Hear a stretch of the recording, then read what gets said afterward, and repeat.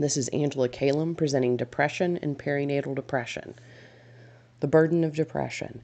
During 2009 to 2012, 7.6% of Americans aged 12 and over had depression, and it was more prevalent among females than males, 2 to 1, and more likely to be seen in females aged 40 to 59. It's a serious medical illness with mood, cognitive, and physical symptoms.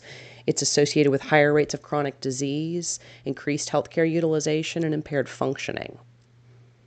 Almost 43% of persons with severe depressive symptoms reported serious difficulties in work, home, and social activities.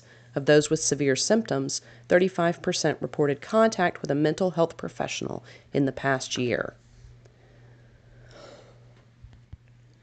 The initial onset of depression peaks during the reproductive years.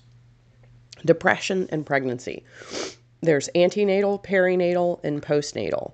Antenatal depression is depression that occurs throughout the gestational period. Perinatal depression is depression that occurs throughout the entire pregnancy, delivery, and postpartum.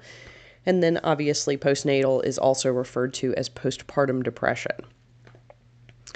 Postpartum depression is the most common complication following childbirth, with 14 to 20% of postpartum women experiencing postpartum depression. As many as 40 to 60% of women who experience postpartum symptoms either do not seek help or go undiagnosed or untreated even when they do seek help. Some risk factors for postnatal or postpartum depression include a history of perinatal depression, a history of anxiety and depression prior to pregnancy, living below the poverty level, relationship or family stressors, financial or employment problems,